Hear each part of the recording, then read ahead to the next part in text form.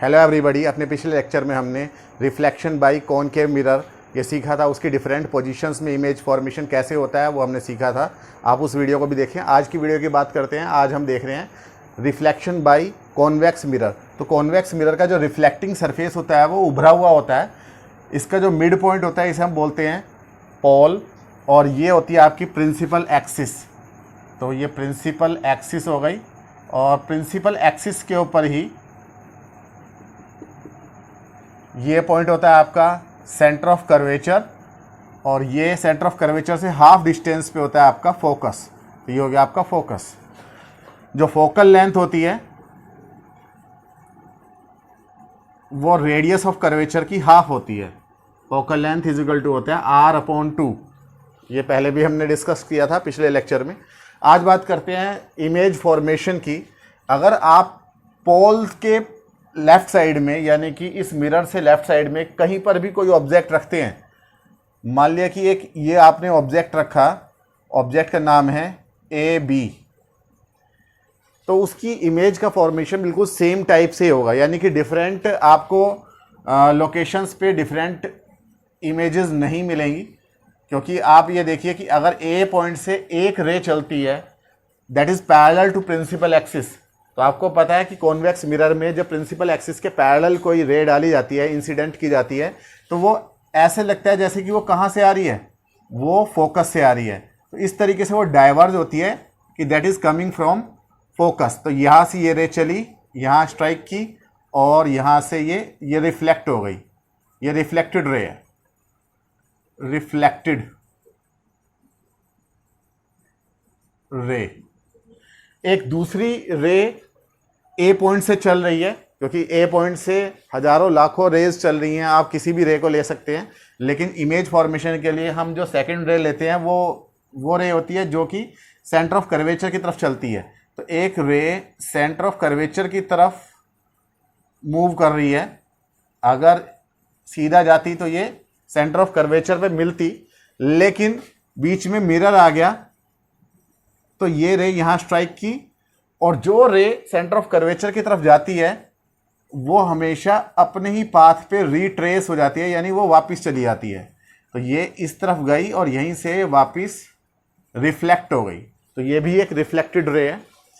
आपको पता है कि सेंटर ऑफ कर्वेचर, यानी कि इस सर्किल का या इस स्फीयर का जिसका ये मिरर एक पार्ट है, उसका सेंटर है ये।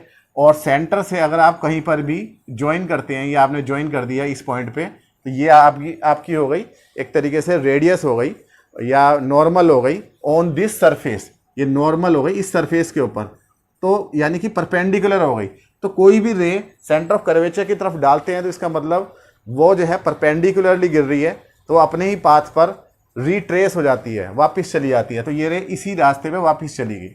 अब ये दोनों रेज इस तरफ कहीं पर भी मिलेंगी नहीं, लेकिन हमारी आइज को देखने पे क्या लगेगा, ये रेज कहाँ से आ रही हैं। ये मान लिया हमारी आइज हैं, हमें क्या लगेगा कि ये दोनों रेज पीछे हटाने पर इस पॉइंट से, पॉइंट ऑफ इंटरसेक्शन क्या है, आप ये देखो, ये वाली रे फोकस से आती हुई लग रही है, ये सेंटर ऑफ कर्वेचर से आती हुई लग रही है। तो इन दोनों का इंटरसेक्शन पॉइंट ये है, यानी कि A पॉइंट की इमेज बन जाएगी A', और यहाँ से परपेंडिकुलर नीचे डाल देंगे, नीचे हो जाएगा B'। तो इस AB की एक वर्चुअल इमेज बन जाएगी A', B'।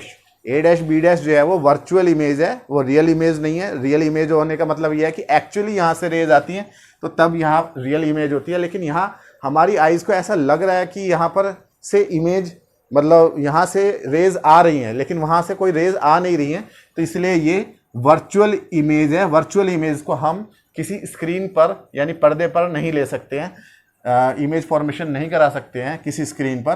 तो ये वर्चुअल इमेज है, और वर्चुअल इमेज हमेशा इरेक्ट होती है। वैसे भी मिरर के जो राइट साइड में, यानी कि बैक साइड में जो इमेजेस बनती हैं वो वर्चुअल होती हैं। तो ये इमेज जो बनी है वो कैसी है, image is virtual and erect and diminished. Diminished का मतलब साइज जो है इसका ओरिजिनल साइज AB से छोटा है, A', B'। साथ ही साथ ये पोल एंड फोकस के बीच में बनी है। तो बिटवीन पोल एंड फोकस। तो आप इस ऑब्जेक्ट ए बी को चाहे यहाँ से यहाँ पे रख लें तब भी बिल्कुल यही होगा, चाहे आप यहाँ रख लें तब भी यहीं पर ही इमेज फॉर्मेशन होगा। यानी कि इमेज का फॉर्मेशन हमेशा पोल एंड फोकस के बीच में ही होगा, चाहे आप इसके सामने कहीं पर भी ऑब्जेक्ट को रख लें। तो एक ही केस हुआ। ज़्यादा से ज़्यादा आप क्या कर सकते हैं कि इस ऑब्जेक्ट को ए बी को इनफाइनाइट पे पहुंचा सकते हैं। अगर आप इन्फिनिटी पे रख रहे हैं किसी भी ऑब्जेक्ट को, तो आपको पता है कि इन्फिनिटी से आने वाली जो रेज होती हैं वो इतनी लंबी डिस्टेंस ट्रेवल कर चुकी होती हैं कि वो एक दूसरे के ऑलमोस्ट पैरेलल हो जाती हैं। तो ये ए बी मान लिया बहुत दूर है, इन्फिनिटी पे है, तो इन्फिनिटी में से ए पॉइंट से ही जो रेज आ रही हैं, जो ए से ही रेज आ रही हैं, वो एक दूसरे की क्या हो जाएंगी, पैरेलल हो जाएंगी। तो ये दोनों रेज कहाँ से आ रही हैं, ए से आ रही हैं। आपको पता है कि ये अगर सेंटर ऑफ कर्वेचर है, ये फोकस है, तो आफ्टर रिफ्लेक्शन जो पैरेलल रेज प्रिंसिपल एक्सिस की होती हैं वो ऐसा लगता है कि वो कहाँ से आ रही हैं, वो फोकस से आ रही हैं, ऐसा लगता है। ये डाइवर्जिंग मिरर होता है, कॉन्वेक्स मिरर। तो ये दोनों रेज पीछे हटाने पर ऐसे लगेंगी हमारी आईज को कि ये कहाँ से आ रही हैं, फोकस से आ रही हैं। तो इस टाइम पर जो इमेज बनेगी ये भी कैसी होगी, इमेज वर्चुअल होगी। जो वर्चुअल होगी तो इरेक्ट होगी, इरेक्ट का मतलब सीधी, एंड पॉइंट साइज होगी। ये इतना ज़्यादा छोटा हो जाएगा इसका साइज, ये पॉइंट साइज हो जाएगा, क्योंकि सारी रेज जो ए पॉइंट से आ रही हैं, यहाँ कहीं ऑब्जेक्ट है बहुत दूर, ए पॉइंट से जो आ रही हैं वो सारी की सारी एक ही पॉइंट पर मिल रही हैं, और बी पॉइंट से आने वाली भी यहीं मिल रही है। तो इसका साइज एक पॉइंट साइज इमेज बन जाएगी यहाँ पर। और कहाँ पे बन रही है, एट फोकस। यानी कि इमेज जो है या तो मैक्सिमम एट फोकस बन सकती है, और या अगर ऑब्जेक्ट पास में है तो फोकस एंड पोल के बीच में बन सकती है। तो इस तरीके से हमेशा इमेज का फॉर्मेशन मतलब सीधी ही बनेगी और डिमिनिश्ड बनेगी, और पोल एंड फोकस के बीच में बनेगी। तो इसी वजह से हम कॉन्वेक्स मिरर को रियर व्यू मिरर के फॉर्म में यूज़ कर सकते हैं। जैसे कि कार होती हैं, कार में आपका रियर व्यू मिरर लगा हुआ होता है या साइड व्यू मिरर लगा हुआ होता है। तो वो दोनों मिरर्स कैसे होते हैं, वो कॉन्वेक्स मिरर होते हैं, क्योंकि वो छोटी इमेज बनाते हैं, बहुत बड़े एरिया की, बहुत बड़े व्यू की छोटी इमेज बनाते हैं, और हमेशा मिरर के पीछे की तरफ बनाते हैं, वर्चुअल इमेज बनाते हैं और सीधी इमेज बनाते हैं हमें।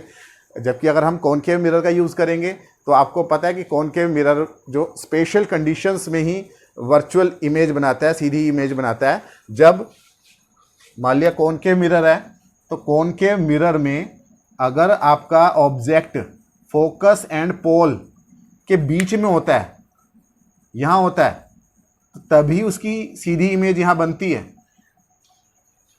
एनलार्ज्ड इमेज बनती है।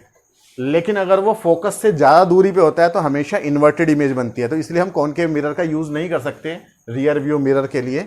रियर व्यू मिरर के लिए हमेशा हम कॉन्वेक्स मिरर का यूज़ करते हैं। ये ज़्यादा लंबे चौड़े एरिया को कवर करता है, साथ में ये सीधी इमेज बनाता है हमेशा, हर कंडीशन में।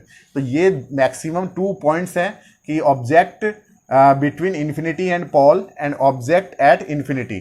तो कहाँ कहाँ इमेज बनेगी ये हमने सीखा। तो उम्मीद है कि आपको समझ में आया होगा। मिलते हैं अपनी नेक्स्ट वीडियो में, तब तक के लिए थैंक यू।